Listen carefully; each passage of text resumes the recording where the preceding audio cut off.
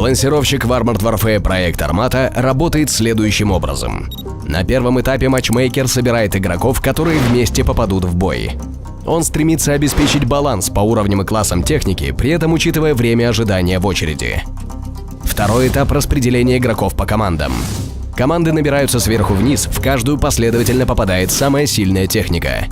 Только на третьем этапе, когда команды сформированы, происходит проверка баланса с точки зрения процента побед. Для этого берется среднее арифметическое процентов побед игроков в каждой команде.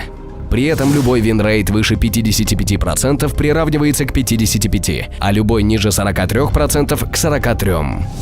Если разница между средними процентами побед команд оказывается менее или равна 1%, матч запускается.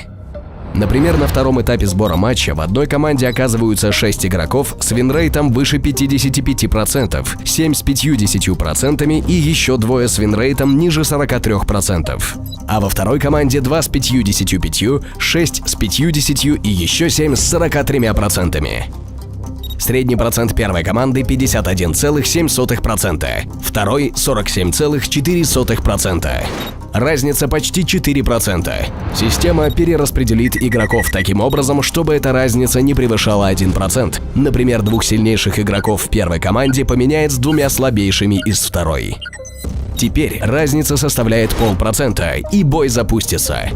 Никакой замены игроков в матче не происходит. Суть баланса по скиллу – исключительно перераспределение бойцов внутри уже собранного матча. При этом замены происходят таким образом, чтобы не нарушить баланс классов и уровней. Более подробно о принципах работы матчмейкера читайте на нашем сайте.